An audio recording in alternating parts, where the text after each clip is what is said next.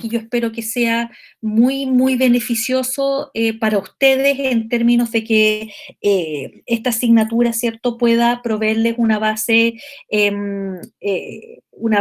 respecto de las planificaciones que ustedes tienen que realizar, pero no solamente como una cuestión, ¿cierto?, funcional, sino que en términos de que podamos ir analizando qué implica, ¿cierto?, que era como es lo que vamos a ver hoy día, qué implica el concepto de currículum, el concepto histórico en su desarrollo histórico, pero también en su conceptualización epistémica, para que luego podamos, con algunas herramientas teóricas, poder ir a mirar el currículum escolar chileno, que en el caso de ustedes, ¿cierto?, tiene un doble desafío, porque ustedes tienen que manejar en el fondo dos propuestas curriculares que, si bien son similares, tienen fundamentos, están fundamentadas en paradigmas distintos.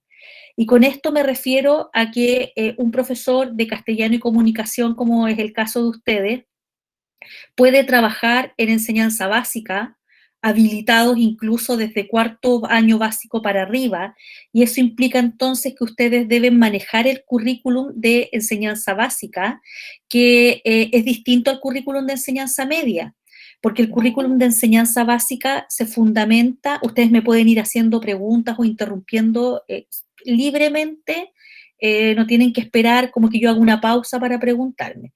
El currículum de enseñanza básica, como ustedes pueden saber o pueden no saber, ¿cierto? Se fundamenta en un enfoque comunicativo que considera tres habilidades: lectura, escritura y comunicación oral, y entonces, ¿cierto?, las habilidades constituyen los ejes de la asignatura, y elementos como la literatura, por ejemplo, están ajenos, más bien, la literatura como fenómeno estético, están más bien ajenos a ese currículum escolar, a diferencia del currículum que parte en el ciclo intermedio y luego, ¿cierto?, en el ciclo que se llama de formación general, que es séptimo a segundo medio, y luego de formación diferenciada, que es tercero y cuarto medio, que en el fondo es toda la enseñanza media, de séptimo a cuarto medio, tiene un enfoque más bien de tipo sociocultural, en el que la literatura, ¿cierto?, va a funcionar como pivote o como un eje articulador del desarrollo de las habilidades, y que es bien distinto al de enseñanza básica, pese a que está puesto en el mismo lenguaje curricular. Es decir, se utiliza el concepto de objetivo de aprendizaje. En el caso del lenguaje, el objetivo de aprendizaje es también la habilidad. Hay objetivos actitudinales.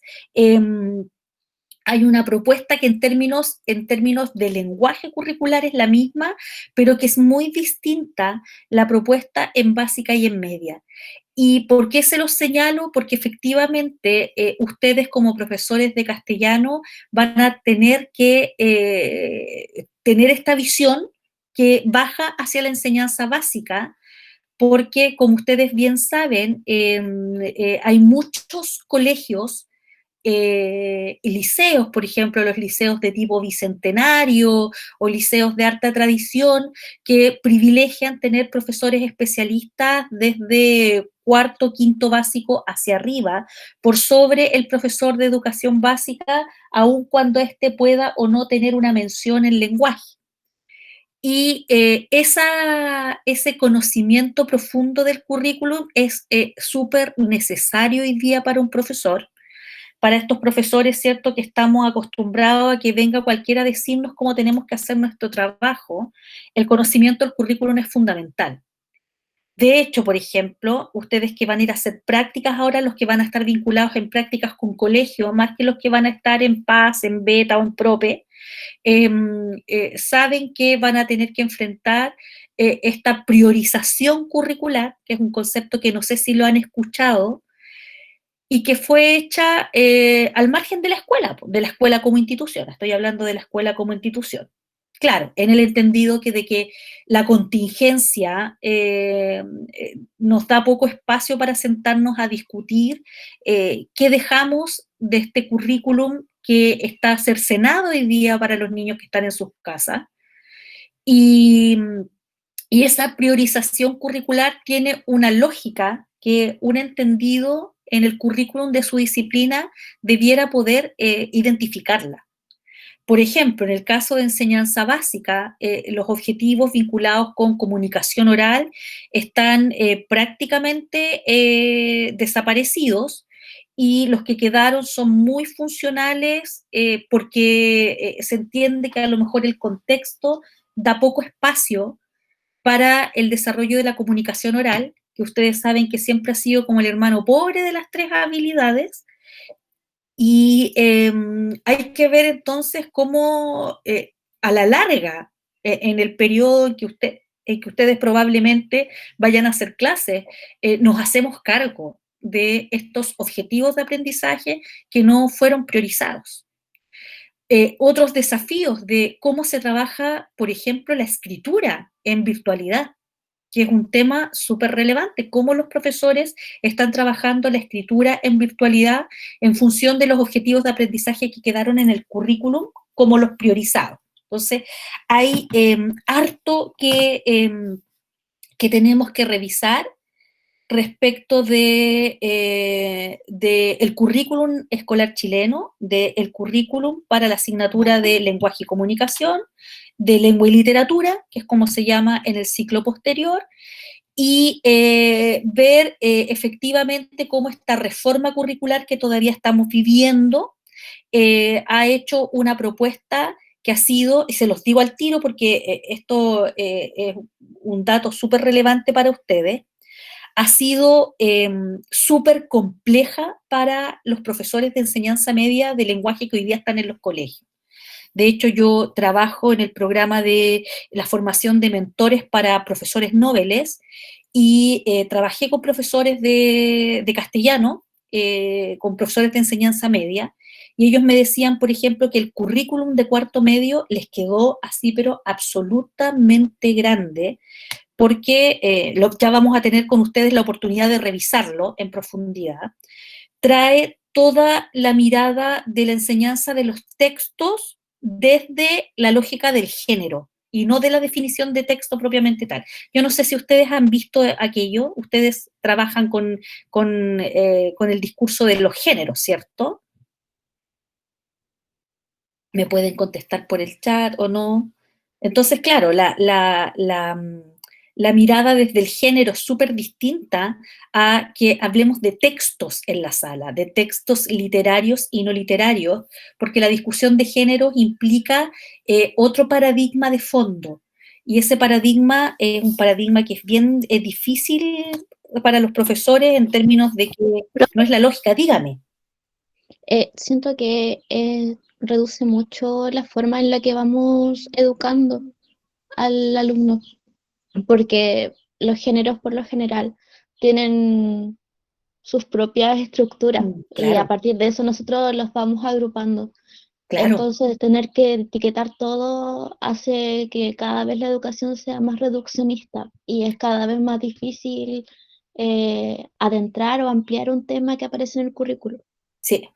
Sí, porque la discusión desde, o la mirada del estudio de la producción de texto o la lectura de texto desde la perspectiva del género, claramente es súper especializada.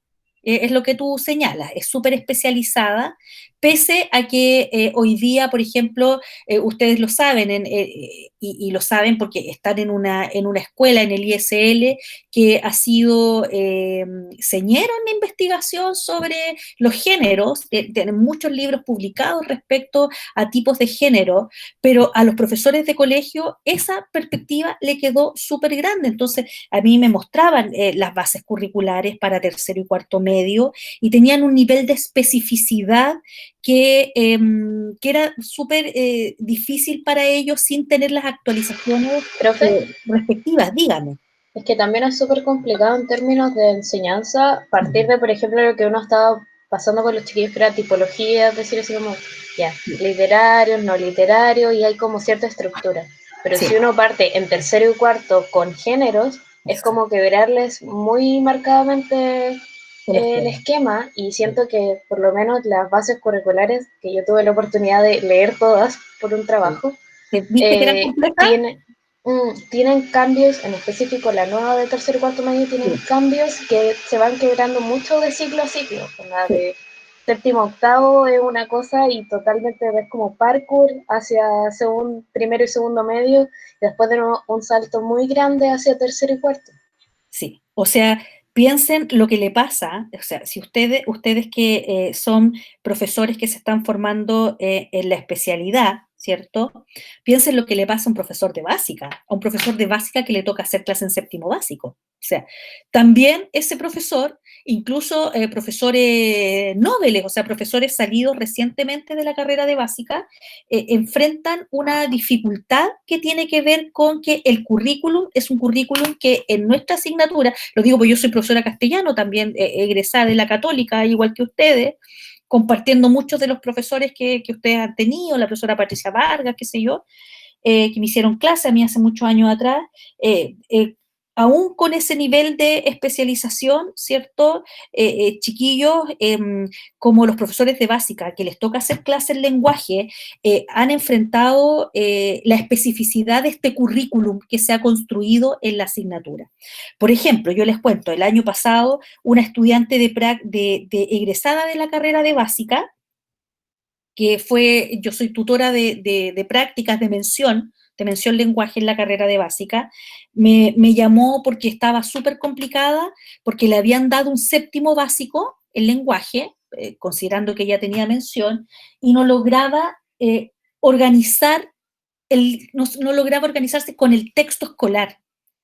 ¿Por qué? Porque el texto escolar parte de una lógica distinta a la enseñanza del lenguaje en básica, y en el texto escolar está esa lógica de tener tópicos literarios sobre los cuales se fundamenta el desarrollo de habilidades. Entonces tenían un tópico literario, que es uno que yo hice clase mucho tiempo en colegios en enseñanza media, estaban en tercero medio, que es, por ejemplo, el viaje o el héroe, ¿ya? Entonces, todas las lecturas giran en torno a la figura del héroe, ¿ya? Que ustedes saben que desde Joseph Campbell para adelante y para atrás está súper estudiado en la literatura como símbolo, y entonces todo el desarrollo de habilidades gira en torno a un tópico literario o un símbolo literario, y entonces ella no lograba entender la lógica de esta propuesta, cuando en básica lo que hay son temas. Entonces es, por ejemplo, no sé, pues, a través de la poesía, genéricamente, la poesía para reforzar, ¿cierto?, la emotividad, y ese es un tema, no es un tópico. Y a partir del tema, entonces, vienen lecturas, vienen ejercicios, vienen comprensiones lectoras, vienen, qué sé yo, declamaciones, pero es en torno a temas, no es en torno a tópicos. Y el tópico literario exige un nivel de especialización que es el que ustedes van a poder tener. Entonces, cuando nosotros entremos a diseccionar el currículum escolar chileno y lo veamos desde dos perspectivas, la primera perspectiva es una perspectiva que tiene que ver fundamentalmente con la estructura, de cómo se organiza en el lenguaje curricular.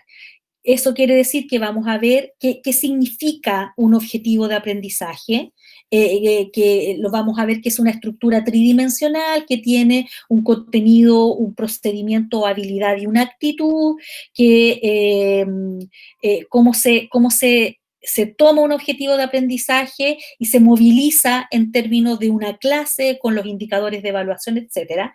Pero también vamos a ver el currículum escolar respecto de esta lógica de enseñanza de la disciplina. Cuando lleguemos ahí, que eso es rápido, es pronto, ¿cierto? Vamos a diseccionar este currículum escolar, y ahí ustedes van a tener la posibilidad de hacer lo que hizo la compañera, pues, que es mirar las bases curriculares desde adentro y poder hacer los juicios desde la disciplina, desde la didáctica, respecto de cómo eso se convierte en secuencias para la enseñanza. ¿Ya? Entonces, esos son algunos de los lineamientos que vamos a tener en la asignatura, es siempre estar durmiendo y respirando en las bases curriculares, Pero primero para que lleguemos a ello, tenemos que entender cuál es la importancia del concepto de currículum propiamente tal. Entonces, yo estoy presentando en este minuto, antes de partir con la clase, les quiero, que esa es la clase, en realidad no es lo que yo quería proyectar en este minuto, lo que quiero mostrarles es, déjenme moverme entre, creo que lo cerré, pero está en el aula, lo que les quiero mostrar está en el aula. Quiero hacer una indicación respecto de las evaluaciones, pues yo sé que estas cosas son importantes para ustedes. Voy a tener que abrir de nuevo.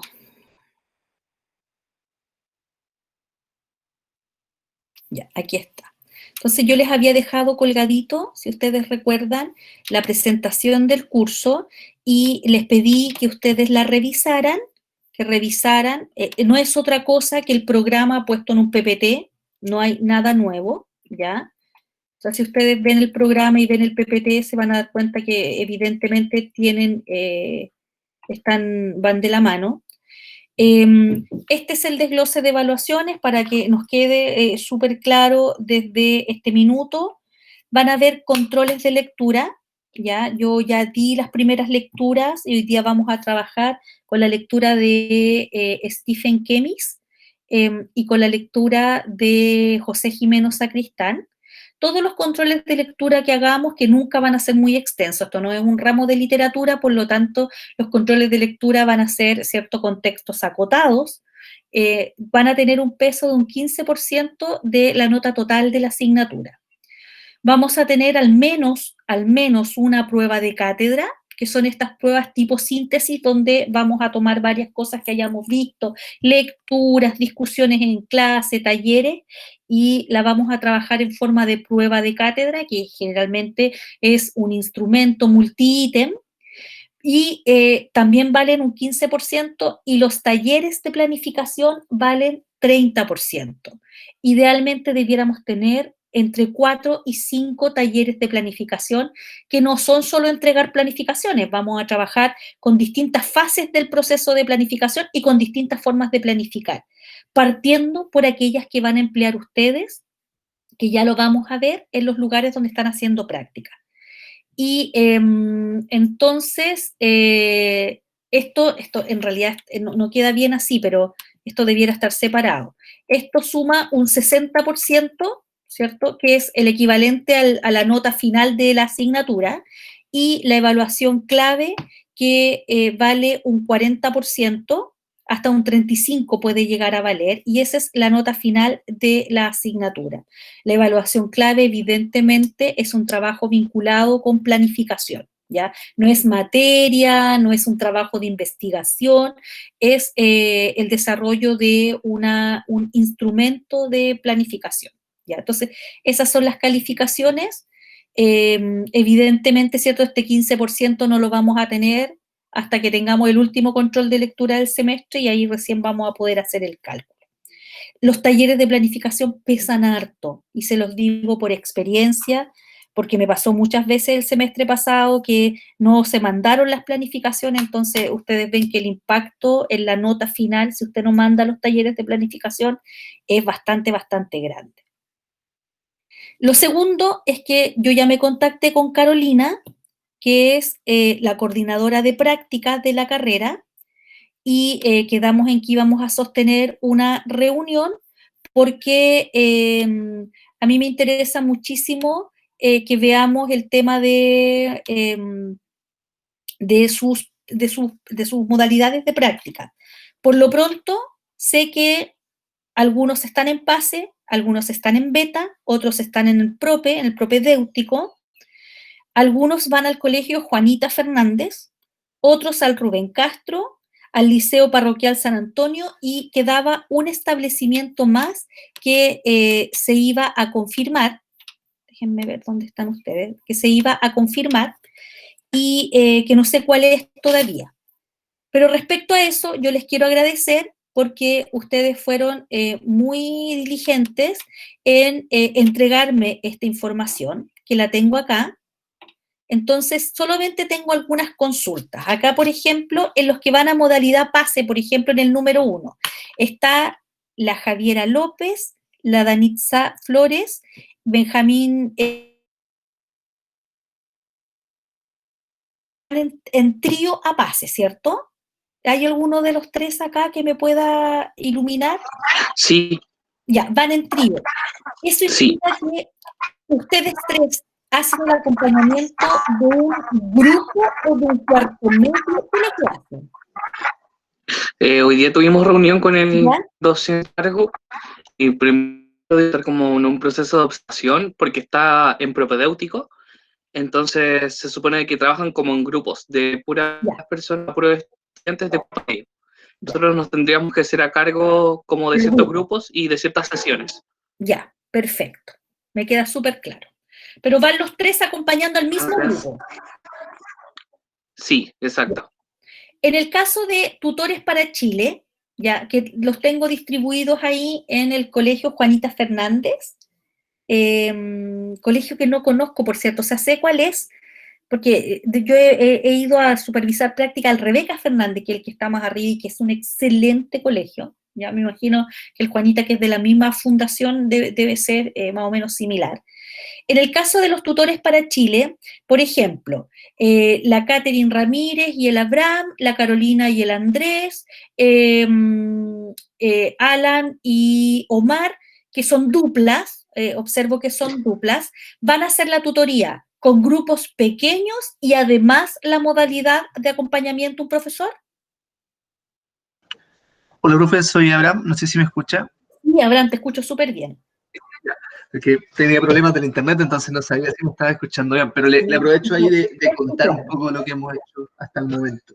Hemos tenido ya 2 reuniones, la primera que fue para conocernos en general con lo que serían los grupos de trabajo y las tutoras que nos van a tocar, ¿Ya? y otra que tuvimos personal el lunes a las 10 de la mañana con nuestras tutoras específicas. Y los grupos que estamos en el Colegio Juanita Fernández nos dividieron dependiendo de los cursos. Pero hay una cualidad particular que es el formato que está trabajando el colegio durante el periodo de pandemia, es que, por ejemplo, primero y segundo medio están trabajando en conjunto, en equipo, es decir, el mismo material, las mismas unidades de trabajo. Chuta, ya, wow. Eso es idéntico para ambos. Y entonces los profesores las profesoras en este caso están trabajando en equipo entre ellas también en la creación de material, en la creación de contenido, al igual que la forma en que están realizando las clases, principalmente por Classroom. Los niños no tienen, digamos, acceso directo a lo que son clases presenciales o virtuales con el profesor, sino que es más que nada realización de trabajo, de actividades, y recibir después una retroalimentación. Ahora se va a implementar el programa de tutorías, que es en el que estamos también ingresando nosotros, y vamos a ir en un acompañamiento con lo que serían los estudiantes, pero el único curso del colegio que está con clases virtuales es cuarto medio. Ya. Entonces, los que entramos ahora, aparte del programa de Tutores para Chile en el colegio, tenemos que, de alguna forma, ver cómo participamos en creación de material, cómo participamos también en lo que sería las tutorías, cómo vamos a intervenir, pero es un proceso que las mismas profesoras incluso están diciendo, vamos a ir viendo mientras avanzamos, porque tampoco hay nada designado hasta el momento. Ya, no sé si alguno de los demás compañeros que están en el Juanita Fernández le pueda comentar algo. Ya, pero igual me queda súper claro. Se está construyendo en el fondo el modelo de inserción de ustedes porque, claro, Tutores para Chile lo que pedía eran en el fondo 2 modalidades, una modalidad de acompañamiento a grupos pequeños y, no era o, y, ¿cierto?, el acompañamiento a un profesor. Ahora, bueno, la realidad de que no hayan clases virtuales es la realidad que están viviendo la mayoría de los colegios y frente a eso, ¿cierto? Igual hay harto que hacer, o sea, el desafío es aún más grande. Lo que sí, y qué es lo que ocurre, díganme nomás, ¿ah? Lo que ocurre... Profe, sí, Soy Catherine, soy compañera de Abraham y claro, como él decía, nuestras profesoras, mentoras están viendo en el momento y se han estado reevaluando pero asimismo están súper abiertas también a que si, por ejemplo, el programa Tutores para Chile plantea alguna tutoría extra para grupos más pequeños, etcétera, nosotros estamos en contacto con ellas y ellas están súper dispuestas a que nosotros lo planteemos. De hecho, ellas nos agradecen que si nosotros podemos intervenir o todo lo que nosotros queramos aportar desde esa perspectiva, no está en ningún caso como eliminada esa posibilidad, al contrario. Ya, te agradezco mucho las palabras, sí. O sea, a los profesores les ha venido súper bien el acompañamiento de los estudiantes de la universidad, porque son los que han generado recursos, han buscado maneras de mejorar la interacción. Y sí, bueno, hay que ir esperando. Entonces, lo que a mí me gustaría que fuéramos viendo después es en el caso de PASE, en el caso de Tutores para Chile, y yo diría que en el propedéutico, los que están en propedéutico, es qué van a planificar. Porque el semestre pasado, por ejemplo, que yo conduje prácticas, fui tutora de práctica en esta misma modalidad, en acompañamiento a profesores en colegio antes del programa Tutores para Chile, y que ahora también me toca, es que los profesores les piden más bien actividades. Entonces, diséñame una cápsula para algo y las planificaciones están en control y posesión de los profesores, o bien los profesores y los colegios más bien están utilizando estos sistemas como los classroom que les dan las planificaciones a los profesores. Entonces, por eso todavía no vamos a partir con los talleres propiamente tal de planificación hasta que tengamos el panorama más o menos listo de cuál va a ser el rol que ustedes van a desempeñar en sus prácticas.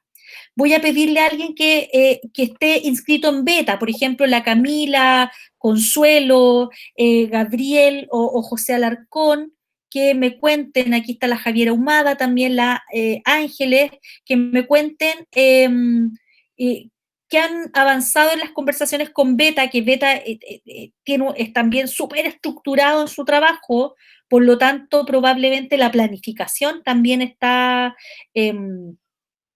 lista, está diseñada por el profesor que imparte el curso de Beta. ¿Hay alguien por ahí que me pueda hablar de Beta?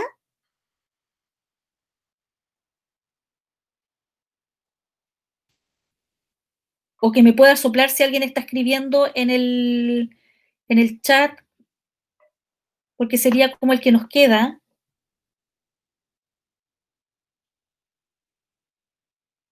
Bueno, y lo otro es que la Carolina, la coordinadora, me dijo que algunos iban también a el propedéutico, pero no veo a nadie inscrito aquí en esta lista en propedéutico. Veo Profe, somos nosotros. Yo que le hablé al PASE principio, propedéutico. sale el programa PASE. Sí, lo que pasa es que sí, obviamente el pase del propedéutico, lo que pasa es que en algunas universidades los propedéuticos están aparte de los pases, ya. Me quedaría solamente escuchar a alguien de Beta. ¿Hay alguien por ahí de Beta? ¿O alguien que sepa cómo lo están haciendo en Beta? ¿Se han ido a reuniones colectivas, por ejemplo? Y aunque no les toque, escucharon qué les dijeron, ¿no? Ya. Eso, pues. Y bueno, y díganme. ¿Profe? Me gustaría hacer una pequeña acotación en el tema del colegio Juanita Fernández, porque con las profesoras, la reunión que tuvimos con Catherine, César, Alam el lunes, hablamos del tema de la planificación. Ah, perfecto. Las profesoras nos dijeron que en este momento ellas no están planificando, están como trabajando, tal como dijo Catherine, al día a día, porque tampoco se sabe mucho lo que está sucediendo.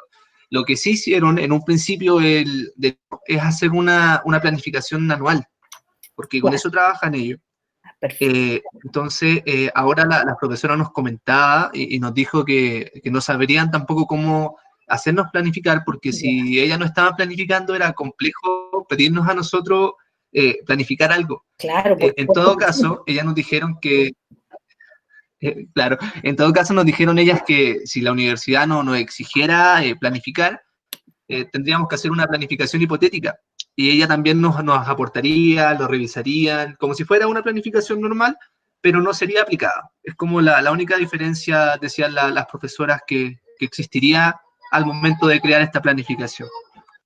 Ya, uy, muy bueno tu comentario, Abraham. Ya, con eso me queda súper claro el panorama, porque no creo que vaya a haber un cambio. O sea, no van a ponerse a planificar porque los reciben a ustedes como estudiantes en práctica. Eso está claro. Y tampoco podrían hacerse cargo de pedirles a ustedes algo que ellos no están haciendo.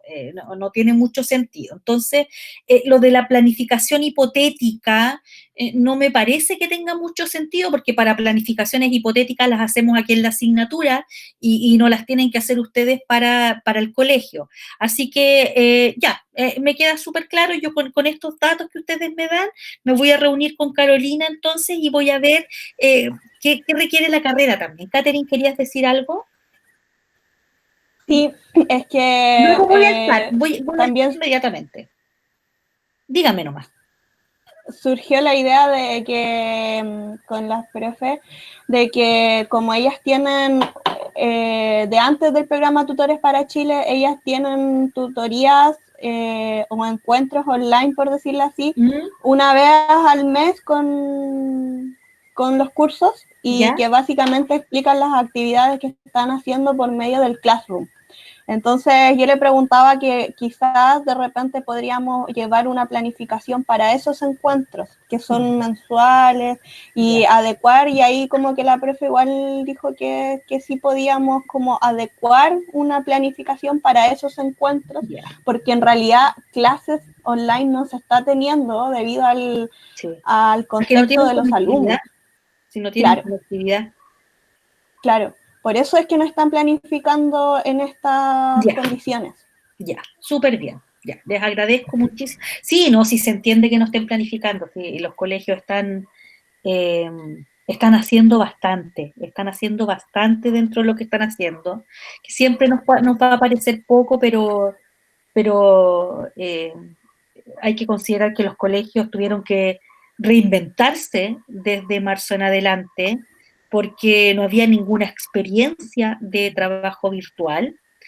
Y no nos vamos a poner a criticarlos porque no planifican además. O sea, dejémosle entonces esos comentarios al ministro de Educación y nosotros colaboremos en lo que más se pueda, ¿cierto? Y esto, por ejemplo, estos encuentros que tú me dices una vez al mes, son espacios súper importantes para que puedan ustedes también discutir en un lenguaje profesional. Bien, voy al chat ahora, antes de partir con la segunda parte de la clase. Dice la Vale Melo, dice, profe, disculpe que cambie el tema, tengo acceso al aula hace muy poquito y la verdad es que recién pude acceder a las lecturas.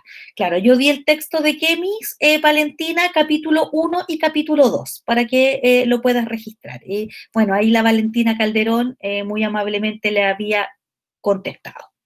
Bien, entonces, claro, Valentina, lo que pasa es que yo había dicho, a lo mejor tú no pudiste estar en la clase anterior, es que si no me escribían y yo les mandaba los textos, pero ya estamos en la semana, creo que ustedes tienen para matricularse, ya terminó el periodo matrícula o están matriculándose todavía, y una vez que eso ocurre la matrícula, inmediatamente les activan el aula. Ahora, yo siempre he tenido alumnos que al mes todavía no tienen aula y eso no puede ser una dificultad para poder avanzar en los estudios. Así que no hay drama con el tema del aula si es que se han matriculado hace poco, ¿ya? Bien, voy a entonces ahora,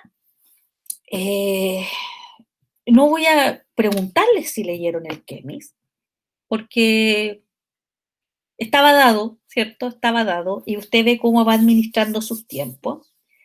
Pero sí voy a discutir algunas cosas de por qué estamos leyendo este texto, que para los que lo leyeron el capítulo 1 es un plomo, o sea, no vamos a decir que es un texto sencillo, es un plomo el capítulo 1, hay que dedicarle, el capítulo 2 no, el capítulo 2 en general es bastante más amable, pero el capítulo 1, ¿cierto? Es un capítulo que es complejo de leer, en términos de que lo que busca, ¿cierto?, Stephen Kemmis, que es este pedagogo australiano, muy crítico, ¿cierto?, del currículum, crítico en términos de que es un estudioso, ¿cierto?, de la teoría curricular, nos plantea una interrogante súper relevante en términos de decir, a ver, ¿existe la posibilidad de que hablemos de una teoría del currículum?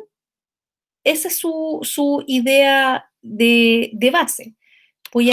La presentación que les voy a mostrar está en el aula y además está con audio, ¿ya? Está oculta todavía, la voy a liberar al final de la clase, por si usted quiere volver a escuchar las ideas centrales después, aparte de la clase grabada, le he dejado en el aula, acá, le he dejado en el aula una...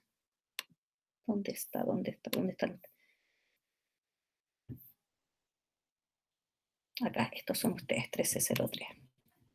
Les he dejado acá, debajito de la clase 2, que todavía no lo pueden ver porque está oculto, porque es la clase de hoy día, está esta discusión en un PPT con audio por si no pudieran acceder o se tuvieron que retirar o a, B o C motivo, o simplemente porque quieren volver a escuchar los aspectos centrales de la lectura, ¿ya? Y además, evidentemente, les va a quedar subida la presentación de hoy día. Entonces, estamos acá, ¿cierto? Para que partamos al tiro en materia, ustedes saben que las horas hoy día son muy cortitas, de hecho, esta clase termina a las 5, ¿cuánto? A las 5 creo, A profe. ver, vamos a mirar, porque no quiero pasarme del tiempo y si no, seguimos, ¿cierto? La siguiente sesión, déjenme, tengo aquí mi horario y en mi horario están las claves. Esto termina a las 17, sí. Entonces estamos como entrando justo al segundo bloque. No vamos a ver la presentación completa, pero el jueves podemos terminar de revisarla para que ustedes puedan hacer sus lecturas, ¿ya? Estamos en esta discusión. El currículum, una revisión histórica, ¿cierto?, que es la que nos va a permitir tener después elementos de juicio para mirar la propuesta curricular chilena y no mirarla como un objeto que lo que hace, ¿cierto?, es plantear un recorrido. De hecho, la palabra currículum tiene que ver con eso, ¿cierto? Un concepto que incluso lo utilizamos así proveniente del latín, tal como en el latín está, ¿cierto? Este currículum o currículo, como sería, ¿cierto?, si lo usáramos no en latín, digamos, el texto de Kemmis nos plantea esto justamente, pensar en discutir acerca del currículum, pero para discutir acerca del currículum tenemos que primero ver, entender, discutir qué es lo que vamos a entender por currículum. Entonces, las claves para esta segunda sesión son 3. Primero, el discutir acerca de esta propuesta que no es nuestra, ¿cierto? La estamos discutiendo la propuesta de Kemmis, acerca de esta construcción de una teoría curricular. ¿Existe esta teoría curricular, de acuerdo a lo que plantea Kemmis o no? La discusión sobre la naturaleza del currículo, y aquí nos vamos a encontrar con el corazón del capítulo 1, que tiene que ver con la naturaleza teórica, con la naturaleza práctica del currículo. Y la tercera es proveniente de la lectura de Sacristán, que tiene que ver con la necesidad de ordenar a la escuela a través del currículo, y cómo el currículo y el nacimiento de la escuela y el nacimiento, ¿cierto?, de las ciudades modernas van absolutamente de la mano, ¿ya? Entonces, hoy día vamos a centrar fundamentalmente la discusión en el segundo escalón, que yo creo que hasta ahí vamos a alcanzar a llegar hoy día, en el segundo escalón, porque el segundo permite responder el primero. ¿Cuáles son las ideas claves del texto de Sacristán? Primero, que en el campo del currículum a lo que pretende llegar, ¿cierto? Kemis, es a pensar en el establecimiento de una metateoría curricular. No necesito explicarle a usted el concepto de metateoría, porque me imagino que usted inmediatamente está tratando de entender qué es lo que significa a partir del prefijo meta, ¿cierto? Y teoría, que es la necesidad de que el currículum en sí mismo posea una teoría que no provenga de otras ciencias y que provenga del currículum en sí mismo. Y ese es el afán que mueve a Kemis en este texto. Es decir, cómo podemos establecer una teoría del currículum que lo explique por sí mismo desde esta base epistémica y no a partir de lo que señalan otras disciplinas, la psicología, la sociología, ¿cierto? U otras. Luego va a usar los postulados de otro investigador del currículum, que es Schwab, que en el año 69, ¿cierto?, comenta que efectivamente el campo del currículum está moribundo y que el currículum está dominado por un pensamiento de tipo teórico. Y para los que leyeron este primer capítulo, podrán recordar que la gran discusión que hay en ese capítulo es efectivamente la naturaleza teórica y la naturaleza práctica del currículum. Y que la naturaleza teórica era aquella que estaba gobernada por otras disciplinas que venían de afuera de la pedagogía. Y que nos ha pasado hasta el día de hoy. O sea, nosotros sabemos que la influencia que ha tenido, por ejemplo, la psicología dentro del aula, ¿ya? Hoy día todavía hablamos, ¿cierto?, de profesores conductistas. Un profesor conductista versus un profesor constructivista. Y la verdad es que eso no es correcto. No hay profesores conductistas. Hay profesores cuyos métodos están más cercanos a ciertas formas de entender el proceso de enseñar y aprender y que otros profesores están más cercanos a otras lógicas. Por ejemplo, cuando decimos este profesor es conductista porque espera que los niños aprendan de memoria. Y la verdad es que aprender de memoria no implica que yo sea conductista, po. Lo que implica es que hay cierto tipo de contenidos que es necesario aprenderlos de memoria. Por ejemplo, ¿hay otra forma de aprenderse las tablas de multiplicar? Que es una discusión que vamos a profundizar más adelante. ¿Hay alguna forma de, no sé, yo no sé si ustedes no tienen latín en la malla, yo creo que no, pero cuando yo estudiaba castellano teníamos un año completo de latín y teníamos que aprendernos las declinaciones, y uno decía, ¿hay otra forma de aprenderse las declinaciones en latín que no sea de memoria? Ninguna. Pero eso está acotado a que no todo tipo de conocimiento es aprendible de memoria. Hay otros que no son necesarios ser aprendidos de memoria. Y esa es una discusión entonces que no hace que el profesor sea conductista o constructivista, sino que en su desempeño, en su praxis, ¿cierto?, hay ciertos métodos que nos parecen de una forma u otra. ¿Qué otra cosa hay de idea clave en este texto? Que lo mismo, que el campo del currículum, ¿cierto?, estaba dominado por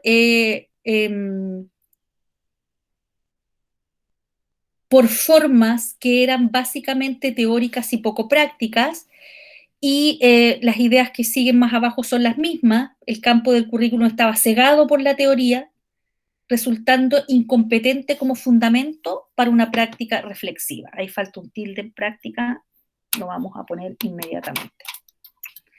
Ya, por una práctica educativa reflexiva. ¿Qué es lo que ustedes han escuchado, por ejemplo, en sus talleres de práctica? El tema de la reflexión pedagógica. La reflexión pedagógica no era posible cuando el profesor que estaba en el aula, en el momento en que estos textos, ¿cierto?, se plantean esta investigación, estaba absolutamente carente de la posibilidad de tomar sus decisiones porque eran las disciplinas desde afuera las que ordenaban cómo se hacían las cosas en la escuela. Esto ya lo vimos. Entonces, desde esa lógica, lo que plantea Kemis es que en la historia del currículum, en la historia moderna del currículum, han convivido dos naturalezas, la naturaleza de tipo teórico-técnico y la práctica. Y lo que señala es que a finales de los años 60, la escuela estaba absolutamente gobernada por un currículum de naturaleza teórica que convertía al profesor en un técnico, en un aplicador, en una persona que no tomaba decisiones porque las decisiones venían dadas desde afuera, con lógicas súper estrictas de aplicación. Entonces, usted me puede discutir y me puede decir, pero hoy día no es lo mismo, no hay un currículum, hoy día no tengo yo que responder a una implementación curricular, y es una pregunta súper legítima, que si usted la tiene, yo le pido que la guarde, porque luego vamos a ver qué tan flexible o no es el currículum escolar en Chile. Por otro lado, lo que dice Kemis es que en esta convivencia de estas dos lógicas hay una que es práctica y que es la que él aboga, ¿cierto? Porque sea aquella que ilumine el accionar en las escuelas. Esto es lo mismo que ya les he señalado. Estoy haciendo como una síntesis de las ideas relevantes del capítulo 1 para ayudarles a leerlo o para corroborar sus lecturas. Estamos situados en los años 60, ¿cierto? El currículum escolar está dominado por teorías tomadas de otras ciencias, porque pareciera que no hay una teoría pedagógica que pueda hacerse cargo de, por ejemplo, la construcción de un currículum. Porque, se parece que entró alguien, ¿no? Déjenme volver atrás. Sí. Miren, acá hay comentarios. Sí, se me frió el cerebro. Sacristán fue más amable. Sí, Sacristán es un bomboncito al lado de Kemis. ¿Se escucha como robot? ¿Todavía me escucho como robot o no? A lo mejor soy un robot. No, profe, era Ya. yo que tenía problemas y tuve que volver a entrar. Ya. Gracias. Listo. Ya, entonces, sí, les creo que se les haya fundido el cerebro con Kemis, porque, por Dios, que es difícil el capítulo 1 cuando uno lo lee por primera vez.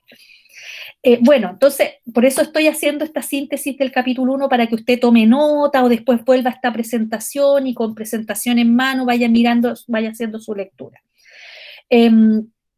Entonces, parte haciendo Kemis este análisis que dice que efectivamente en los años 60 había una predominancia de la naturaleza teórica. ¿Qué quería decir esto? Que habían disciplinas desde afuera de la escuela que eran las que determinaban los objetivos educativos, que las decisiones pedagógicas más relevantes se tomaban fuera de la escuela, lo que definía el rol del docente como un aplicador. Es como que a ti te llega, ¿cierto? Te llega el texto y desde la normativa lo que tú tienes que hacer es aplicar. Por lo tanto, el espacio para el desarrollo de ese profesor estaba constreñido por los elementos que venían desde afuera de la escuela. Y Schwab, entonces, lo que hace Kemis es tomar los postulados de Schwab con los cuales va a ir dialogando, va a ir estableciendo una relación dialéctica a través del capítulo 1.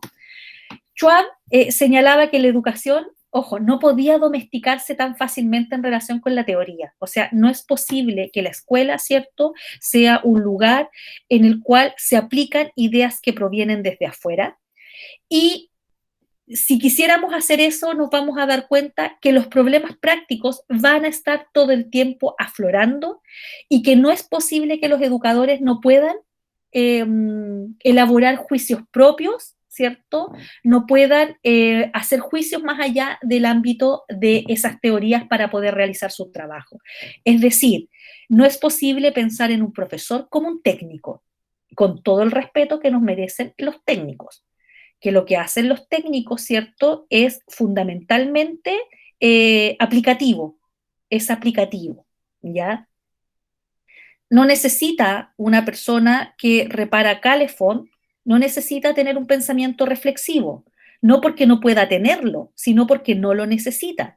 Lo que necesita hoy día una persona que arregla Calefón es, miren lo que les voy a decir, es tener buena comprensión lectora, porque necesita leer los manuales de los Calefón que se van modernizando y necesita, ¿cierto?, tener un pensamiento súper analítico para poder establecer, ¿cierto?, dónde están los problemas y cómo se generan las soluciones.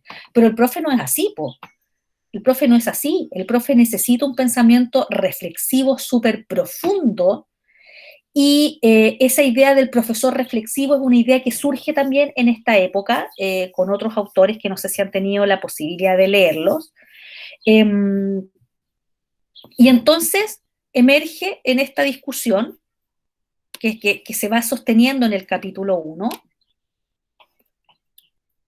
Entonces emerge, ¿cierto?, esta idea de que el campo del currículum está en crisis, ¿ya? Que la teoría, según lo que dice Schwab, se ha utilizado para excluir cuestiones que son propiamente educativas y entonces este fracaso que se observa de parte de estos investigadores del currículum, lo que va a generar es que ellos aboguen por el desarrollo de las artes prácticas, es decir, por la toma de decisiones del profesor respecto también de las cosas que pasan en el aula. ¿Cuáles son los supuestos? Esto ya lo señalé, que incluso, miren lo que, este es uno de los argumentos, ¿cierto?, que yo siempre le pido a los estudiantes que luego los expliquen en los controles de lectura, es que incluso las disciplinas que estaban fuera de la escuela, pero que eran las que mandataban lo que había que hacer en la escuela, entraban en conflicto unas con otras, ¿ya? Entraban en conflicto. Piensen los conflictos que se pueden generar desde la psicología educativa y la sociología educativa, ¿ya? Solo pensemos en los conflictos que allí se nos pueden ir generando en ese espacio de confluencia entre ambas. Y en defensa, entonces, hacen una defensa, Schwab va a hacer una defensa de la naturaleza práctica. Kemis no. Lo que está haciendo Kemis es mostrar la discusión. Ojo con eso. Porque lo que busca Kemis es el establecimiento de este concepto de la metateoría curricular, pero para eso está estableciendo, ¿cierto?, una línea de revisión de esta discusión sobre naturaleza teórica, naturaleza práctica. Por lo tanto, la defensa hecha por Schwab puede ser interpretada justamente como esta llamada a la naturaleza práctica. Y entonces se va a usar un argumento, me voy a adelantar un poquito acá, esto lo pueden revisar ustedes, se va a usar un argumento, acá está, ¿ya?, súper relevante y que tiene que ver con que Kemis dice que una de las formas para entender la construcción del currículum es mirar los métodos de enseñanza que han primado a lo largo de la historia, o algunos más relevantes asociados, ¿cierto?, a civilizaciones o grupos que no han podido sustraerse a la necesidad de entender que el currículum emerge como un resultante de las cosmovisiones que han tenido estos grupos a través de los tiempos. Y nos plantean como ejemplo, nos plantean como ejemplo, ¿cierto?, ¿qué era lo que enseñaban los sofistas? Para los sofistas, entonces, el desarrollo era formar o forjar ciudadanos prudentes y elocuentes del Estado democrático. Para Sócrates y Platón, que las personas valorasen la verdad por encima de otro valor. Para los escolásticos, estas personas capaces de reconciliar el aprendizaje secular y los valores teológicos. Para los jesuitas, que han sido grandes educadores en la historia, ¿cierto?, no solo de Europa, sino que de América también. Ustedes saben que los jesuitas fueron de las primeras órdenes religiosas en establecerse en Chile y establecerse con colegios. Muchos colegios que se mantienen hasta el día de hoy, ¿ya?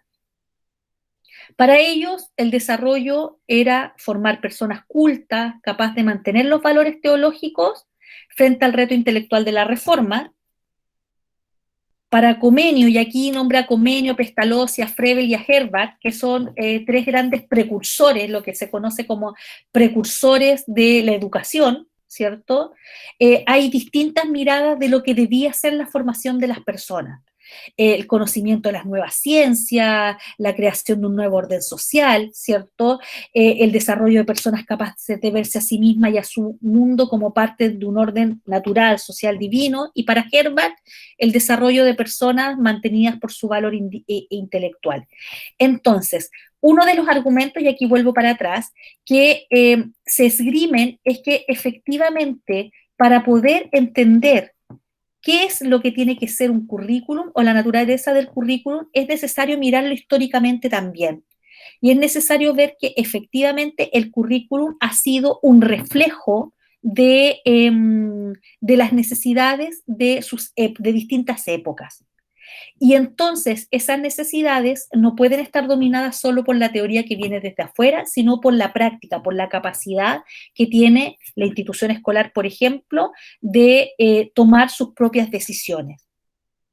Y entonces pareciera que lo que se requiere es una vuelta a la naturaleza práctica del currículum, que es una tradición antigua y viva del pensamiento y de la acción educativa. Es decir, cómo el currículum es un espacio donde nosotros podemos entender qué tipo de sociedad queremos. Eso es fundamentalmente. ¿Qué tipo de sociedad queremos?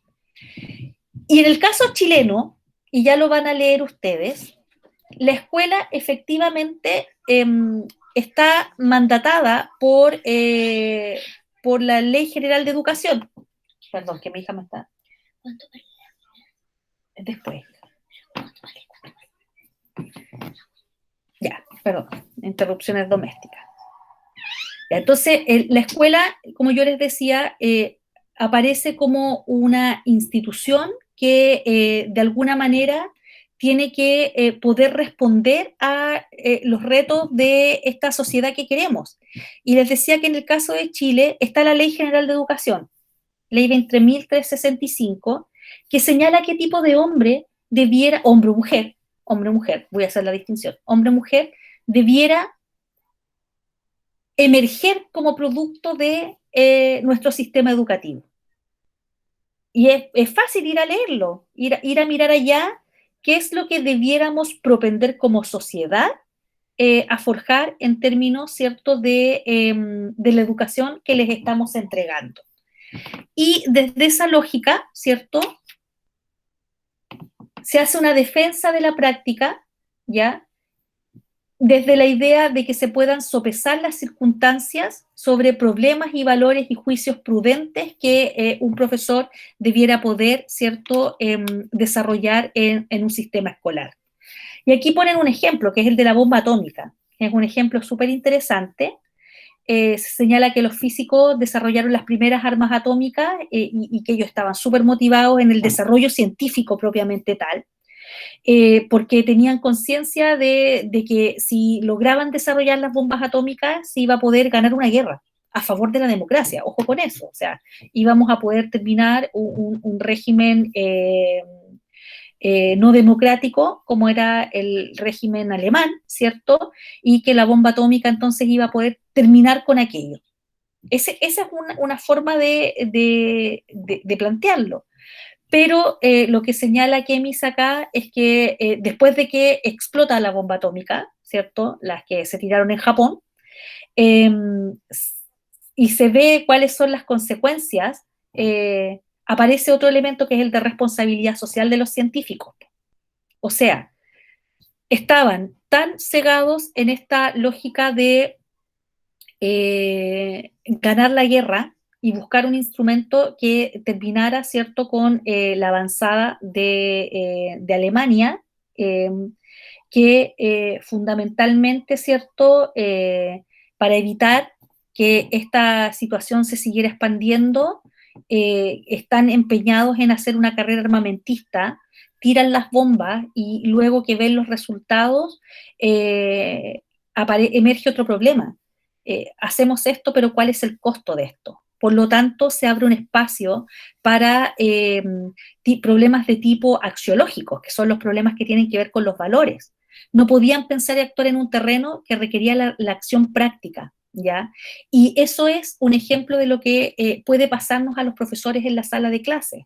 De pronto, una situación en la sala de clases requiere juicios que están más allá de la teoría, ¿ya? Están más allá de la teoría, y que habitualmente en el aula nosotros estamos enfrentando problemas que requieren no solo la teoría, sino que requieren también elementos axiológicos de parte del profesor. No es solamente un aplicador de contenidos. Y entonces, lo que plantea Kemis en este primer capítulo tiene que ver, para ir cerrando esta clase de hoy día, tiene que ver con que es necesario, ¿cierto?, que pensemos en una propia teoría del currículum. Y esa propia teoría del currículum, entonces, va a exigir que se resuelva esta discusión entre teoría y práctica, y que efectivamente habría que abogar por una naturaleza práctica del currículum. Hasta ahí voy a llegar porque de ahí para adelante viene Kemis. Entonces, para volver donde están ustedes, denme un minuto, dejar de compartir.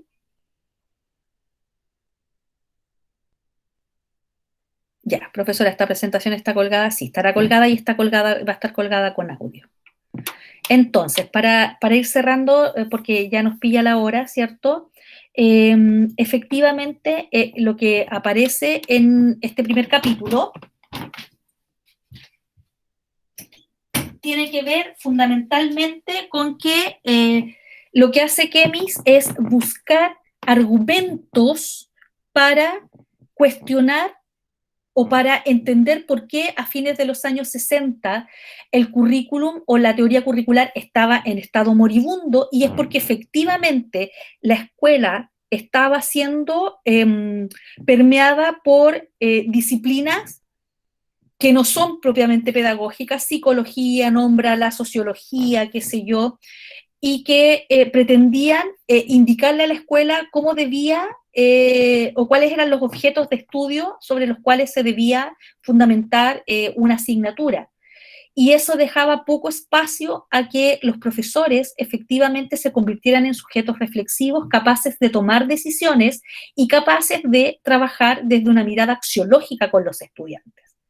Por lo tanto, lo que va concluyendo Kemis en este primer capítulo es que hay que superar esa naturaleza teórica a favor de una naturaleza práctica, y que es necesario establecer entonces una teoría del currículum en sí misma y que no dependa de otras disciplinas.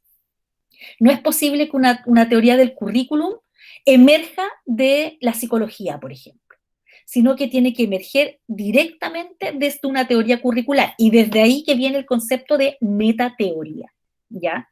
Metateoría.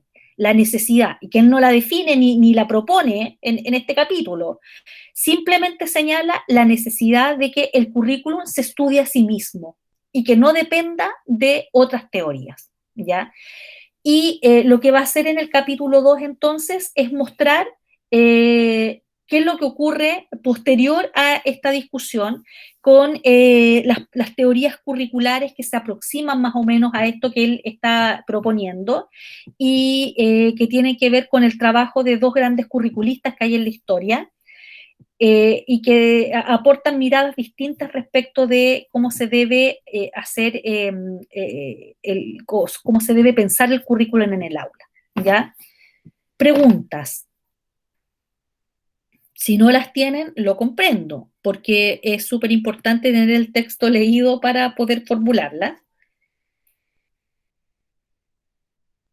Creo que entonces las lecturas para el jueves son El jueves. Serían las mismas que para hoy, ¿verdad? Las mismas que son para hoy, ¿ya? Cierto. Las mismas que son para hoy, evidentemente. Entonces, Profe, sí, dime, Catherine. no, es que tenía bastantes preguntas, pero principalmente en la lectura me había costado comprender como el vuelco entre las dos naturalezas, prácticas, teóricas, Pero a raíz de lo que nos ha expuesto ahora, las preguntas que tenía se me aclararon. Perfecto. Ya, entonces, gracias, Catherine.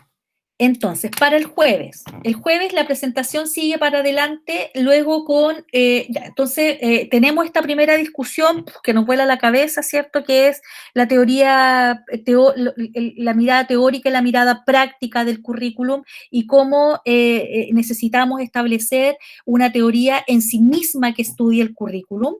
Y paralelamente, ¿cierto? Estamos leyendo a Sacristán que nos está diciendo, oye, mira, pareciera que el concepto de currículum es un concepto que viene desde mucho más atrás de los años 60. De hecho, el texto de Sacristán dice que la primera vez que se utiliza el concepto currículum es en el año 1633 en la Universidad de Glasgow, y en ese entonces sirvió para señalar dos cosas, ¿cierto? El ratio y el studiorum, ¿cierto? Que vamos a ver a qué refiere cada uno de ellos, y pareciera que hoy día seguimos entendiendo los mismos, o currículum sigue usándose para explicar lo mismo que en el siglo XVII ya permitía, ¿cierto?, entender el avance de un niño, de un adulto, hacia adelante en grados, es decir, de primero básico a segundo básico, pero también dentro de primero básico respecto de una disciplina. Entonces, eso es lo que vamos a discutir el jueves, idealmente con las lecturas leídas para que ya pensemos al tiro en programar un control de lectura solamente con esta. Sí, la postura de Lundgren que no la alcancé a incorporar acá, que es la de los códigos, ¿ya?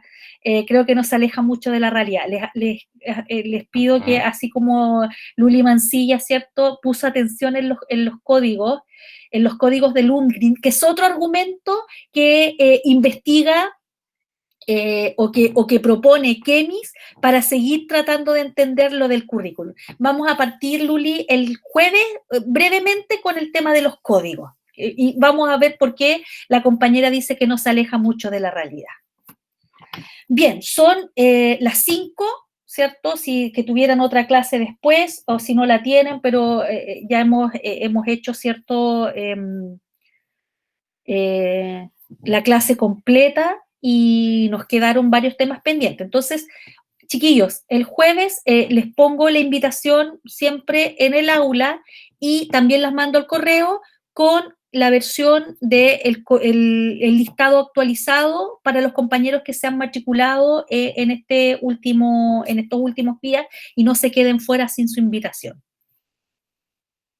Bien, nos vemos el jueves entonces y seguimos, ¿ya?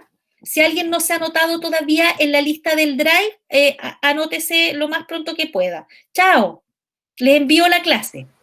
Gracias, profe. Chao. Gracias. Gracias, profe.